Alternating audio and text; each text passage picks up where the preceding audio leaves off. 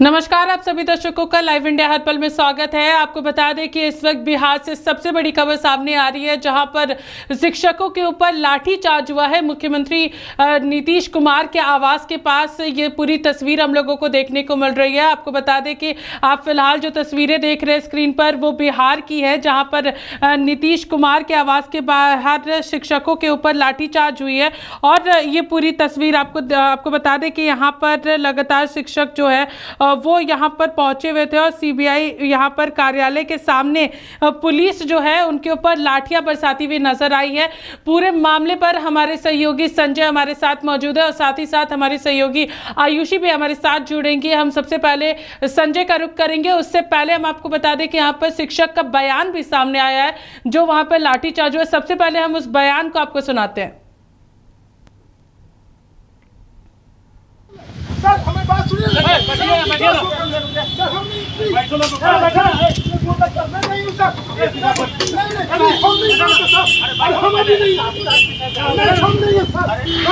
नहीं है, हमको मत दीजिए, हम नहीं है सर, नहीं है हम उससे सर हमको क्या कर, हम नहीं है। चलो सब ऐसा के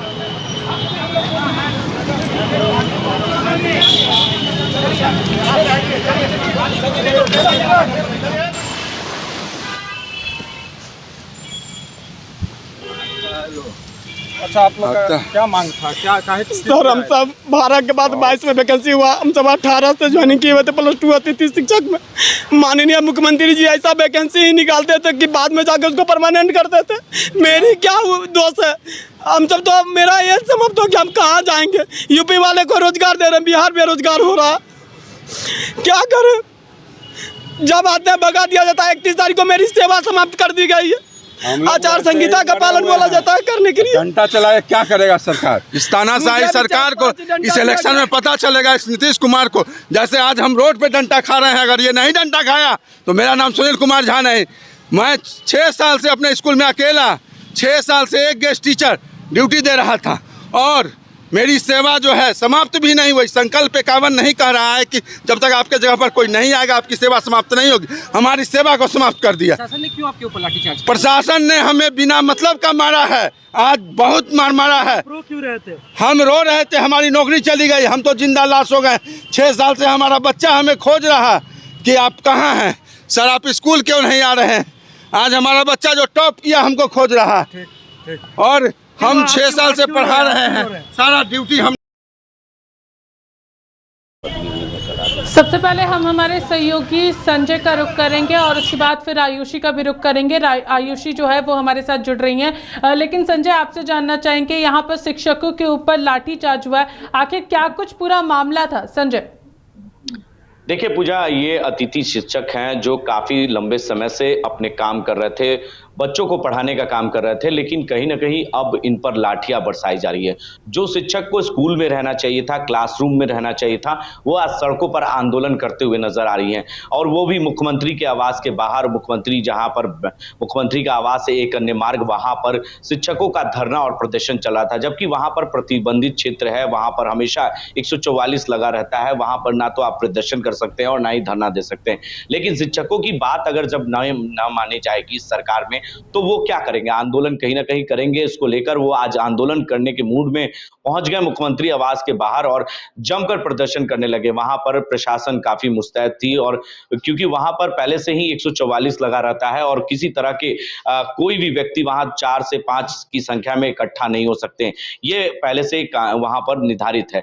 लेकिन आज जो है, जो तस्वीरें देखने को मिली है मुख्यमंत्री आवास के बाहर, वो कहीं ना कहीं अतिथि शिक्षक हैं जो 6 सालों तक अपने स्कूलों में पढ़ाने का काम किया। जब इस वक्त बिहार की शिक्षा व्यवस्था पूरी तरीके से चरमराई हुई थी, चौपट थी, उस वक्त जो है उन्होंने शिक्षकों ने स्कूल में बच्चों को लाने का काम किया, पढ़ाने का काम किया और जब सरकार की स्थिति शिक्षकों के लिए सुधरी तो अब उन शिक्षकों को, अतिथि शिक्षक जो है, उन्हें बाहर किया जा रहा है, यानी उनकी नौकरी खत्म की जा रही है। जो परमानेंट करने की बात कही जा रही थी, अब उनकी नौकरी को समाप्त किया जा रहा है।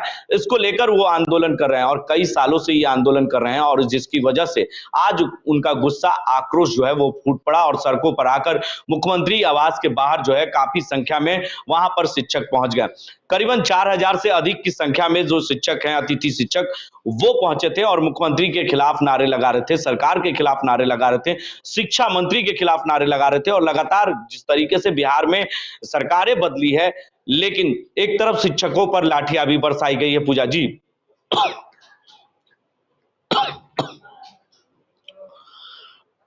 जिस तरीके से आपने सही कहा कि यहाँ पर काफ़ी समय से ये लोग आंदोलन कर रहे हैं और अपनी मांगों को लेकर के बैठे हुए हैं, और अगर हम लोग फिलहाल की बात करेंगे संजय, तो वहाँ पर लाठीचार्ज हुआ, उसके बाद फिर छात्रों को यहाँ पर गिरफ्तार भी किया गया, उन्हें अपने साथ भी पुलिस ले जाती हुई नजर आई है। संजय,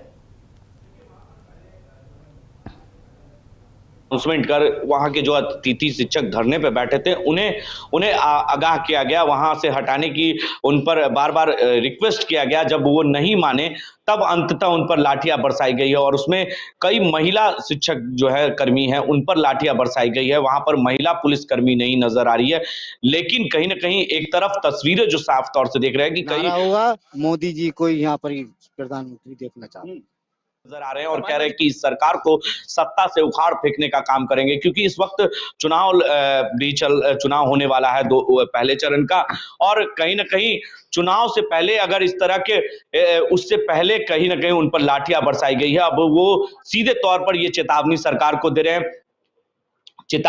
हैं, कि अगर सरकार हमारी बातों को नहीं मानेगी तो हम इस सरकार को सत्ता से उखाड़ फेंकने का काम करेंगे। कहीं ना कहीं शिक्षकों के अंदर सरकार के खिलाफ नाराजगी है, और नाराजगी इस कदर आज देखने को मिला, जहां पर उन पर लाठियां बरसाई गई है, और लाठियां इस कदर बरसाई है कि शिक्षक पूरी तरीके से रोते हुए नजर आ रहे हैं और कह रहे हैं कि आखिर हम इंसाफ मांगने कहां जाएं, किसके पास आवाजें अपनी बुलंद करें, कौन हमारी बातों को सुनेगा। शिक्षक किस तरीके से वहां पर दौड़ा कर पीटा गया है, उन्हें खदेड़ कर पुलिस ने पकड़ा है और उन्हें अब सलाखों के पीछे भेजा जा रहा है। तो कहीं ना कहीं जो प्रतिबंधित क्षेत्र है, वहां पर किसी तरह के धरना प्रदर्शन करने की अनुमति नहीं है पूजा, लेकिन फिर भी शिक्षक की बातों को कोई सुन नहीं रहा था, तब वो अंततः मुख्यमंत्री आवास का उन्होंने घेराव किया है। अभी हाल में ही जो छात्रों ने 10+2 के जो इंटर के जो छात्रा हैं, वहां भी मुख्यमंत्री के आवास गई थी, उनकी आवाजों को कोई नहीं सुन रहा था, तो वो उन पर जो है किसी तरीके से वहां से उन्हें समझा बुझा कर हटाया गया। लेकिन कहीं ना कहीं मुख्यमंत्री जो है वो बात जो है वो शिक्षकों को नहीं सुन रहे हैं, जो छात्र छात्राएं हैं उनकी बातों को नहीं सुन रहे हैं। बिहार में शिक्षा व्यवस्था कहीं ना कहीं चौपट हो चुकी है, और इसे सुधारने के लिए के पाठक लगातार लगे हुए हैं, लेकिन अब के पाठक को भी केंद्र में भेजा जा रहा है। तो ये एक बड़ा सवाल है कि बिहार की शिक्षा व्यवस्था कब सुधरेगी, और शिक्षकों को स्कूल में होना चाहिए जबकि सड़कों पर आकर वो आंदोलन करते हैं। तो सोच लीजिए कि बिहार की शिक्षा व्यवस्था कितनी अच्छी हो सकती है। जो बच्चों को स्कूल में पढ़ाने की बजाय आज वो सड़कों पर आकर अपने आंदोलन कर रहे हैं, अपनी नौकरी बचाने की मांग कर रहे हैं, अपनी नौकरी के लिए आंदोलन कर रहे हैं। तो एक बड़ा सवाल है पूजा कि बिहार की जो शिक्षा व्यवस्था है वो कहीं ना कहीं चरमरा चुकी है, चौपट हो चुकी है। अब शिक्षकों पर लाठियां बरसाई जा रही है, उन्हें कलम देने के बजाय उन पर लाठियां बरसाने की काम सरकार के द्वारा किया जा रहा है।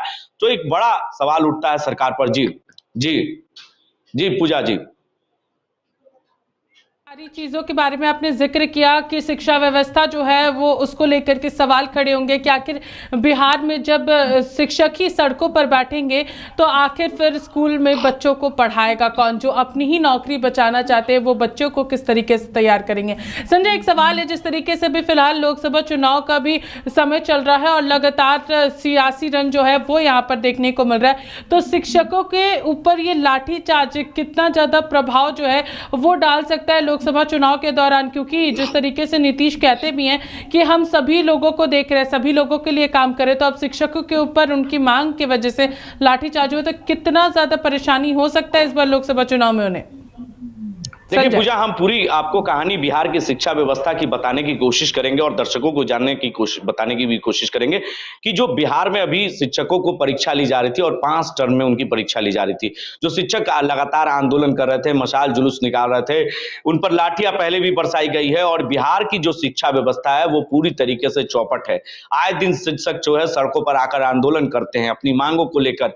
उनकी परमानेंट करने की जब महागठबंधन की सरकार थी तो तेजस्वी यादव ने वादा किया था कि सभी शिक्षकों को, जो प्राथमिक शिक्षक हैं, उन्हें अब परमानेंट किया जाएगा। तो कहीं ना कहीं उनको परमानेंट किया जाएगा, अब उनमें कहीं ना कहीं अंकुश लगा दिया गया है, उनमें कहीं ना कहीं पेच फंसाया गया है। अब उनको 5 परीक्षा देने की बातें कही जा रही है। कई शिक्षकों ने तो एडमिट कार्ड तक फाड़ दिया था, कई शिक्षकों पर लाठियां बरसाई गई थी।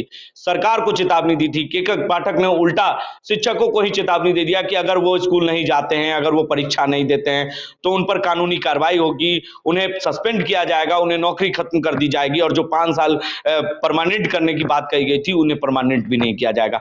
तो इस कदर कहीं ना कहीं हिटलर शाही बिहार में है शिक्षकों के लिए, और हिटलर शाही सरकार जो है अपना फरमान हंटर जो है, आज तक शिक्षक बच्चों पर चलाते थे लेकिन अब सरकार ही शिक्षकों पर हंटर चलवा रहे हैं। जिस तरीके से बिहार की शिक्षा व्यवस्था है वो कहीं से कहने में करूज नहीं आ सकती है कि जो शिक्षकों पर लाठियां बरसा रहे हैं, वो आंदोलन कर रहे हैं तो अपनी पेट के सवाल के लिए, अपनी नौकरी के लिए। कोई भी व्यक्ति अगर अपनी नौकरी के लिए आंदोलन करता है तो इसी तरीके से इस सरकार में लाठियां बरसाई जाती है।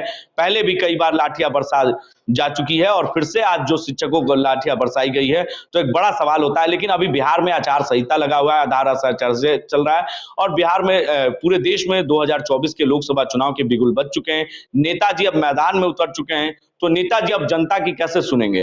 अब जो है बड़े बड़े वादे जरूर किए जाएंगे लेकिन उस वादों को कब तक पूरा किया जाएगा, एक बड़ा सवाल है। जिस तरीके से शिक्षक सड़कों पर आकर आए दिन आंदोलन करते हैं और अपनी मांगों को लेकर धरना प्रदर्शन, हंगामा, मशाल जुलूस सब चीज करते हैं लेकिन सरकार के कानों तक जू तक नहीं रेंगता है, बड़ा सवाल है। और फिर आज जिस तरीके से अतिथि शिक्षकों पर लाठियां बरसाई गई है तो शिक्षक, बिहार की शिक्षा व्यवस्था कितनी अच्छी हो सकती है वो खुद आप समझ सकती हैं पूजा। बिल्कुल संजय, आप बने रहिए हमारे साथ। हमारी सहयोगी आयुषी भी जुड़ चुकी हैं, हम उनसे भी बातचीत करेंगे। आयुषी, अभी फिलहाल की जो तस्वीरें स्क्रीन पर हम दिखा रहे हैं उस तस्वीरों को देखने से ये कहा जा सकता है कि शिक्षकों के ऊपर जब लाठियां बरसाई गई तब जो पूरे शिक्षक जो हैं वो वहां से खदेड़े गए और वो सीधे कहीं दूसरे दिशा में भागते हुए नजर आए। क्या कुछ जानकारी है आपके पास इसको लेकर आयुषी? सवाल तो आएंगे पूजा। आयुषी, हम जानना चाहेंगे, आप इस वक्त खुद मुख्यमंत्री आवास के पास मौजूद हैं और वहां की ये पूरी तस्वीर हम लोगों को देखने को मिली जहां पर शिक्षकों के ऊपर लाठियां बरसाई गई है। क्या कुछ जानकारी है आपके पास? अभी फिलहाल उनको कहां लेकर के गई है पुलिस? आयुषी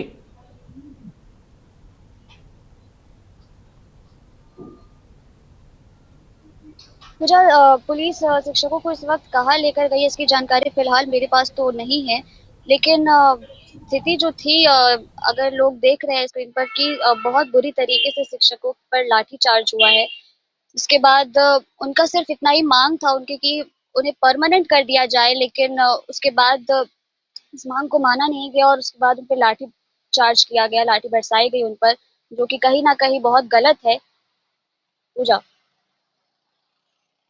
धन्यवाद हमारे साथ जुड़ने के लिए। संजय, हम आपका रुख करना चाहेंगे। जिस तरीके से आयुषी ने बताया कि उनकी मांग थी, लेकिन क्या कुछ आपके पास जानकारी है संजय कि आखिर कहां लेकर गई होगी पुलिस अभी फिलहाल उन शिक्षकों को जिन्हें गिरफ्तार किया गया? संजय, देखिए वहां पर सचिवालय थाना है, सबसे वीआईपी थाना उसे कहा जाता है क्योंकि जितने भी वीआईपी इलाके हैं, मुख्यमंत्री आवास हो, राजभवन हो या डिप्टी सीएम का आवास हो, सभी के आवास वहां पर हैं। जितने भी बिहार सरकार के मंत्री हैं उनके आवास है वहां पर और नजदीक में सचिवालय थाना है। तो जाहिर सी बात है कि उन्हें सचिवालय थाने ले जाया गया होगा, वहां पूछताछ हो रही होगी कि आखिर आपने परमिशन नहीं, बिना परमिशन के कैसे आप मुख्यमंत्री आवास के बाहर मौजूद होकर प्रदर्शन कर रहे थे। एक बड़ा सवाल है क्योंकि वहां पर प्रदर्शन और हंगामा किसी तरह का आदेश नहीं है करने का। जो धरना स्थल है वहां पर आप जाकर प्रदर्शन कर सकते हैं, आप हंगामा कर सकते हैं या आपकी जो भी मांगे हैं वहां पर आप अपनी आवाजों को रख सकते हैं, लेकिन आप मुख्यमंत्री के आवास के बाहर कैसे पहुंच गए, एक बड़ा सवाल है। इसको लेकर अब पुलिस जो है इसको अपने स्तर से जांच करेगी कि आखिर ये शिक्षक, अतिथि शिक्षक कैसे पहुंचे वहां तक, क्योंकि जिस तरीके से भीड़ इकट्ठा करके वहां धरने पर बैठ गए और कई में कोई दम दिख रहा है? भाई हमें इस बात पे कोई मतलब जांच की गई है। पहले मजिस्ट्रेट ने अनाउंसमेंट के जरिए अपने बातों को रखा और कहा कि यहाँ पर जो है प्रतिबंधित क्षेत्र है, आप यहाँ पर कोई भी हंगामा या प्रदर्शन या किसी तरह के नहीं कर सकते हैं, आप अपने धरना स्थल पर जाएं। लेकिन उन्होंने जब बातों को नहीं सुना, नहीं माना, तब पुलिस ने उन पर लाठियां बरसाई और इस कदर लाठियां बरसाई कि जो शिक्षक है वो रोते हुए नजर आ रहे हैं। हमारे विजुअल में भी वो तस्वीरें साफ तौर से दिखने को मिल रहे होंगे। जो शिक्षक अपने बयान दे रहे हैं हमारे कैमरे के सामने, लाइव इंडिया के कैमरे के सामने, वो भी शिक्षक रोते हुए कह रहे हैं कि आखिर इस सरकार में हो क्या रहा है। शिक्षक हम किसके पास जाएं अपनी आवाजों को रखने, आखिर हमारी आवाज कौन सुनेगा? अगर हम आवाजों को उठाते हैं तो अपन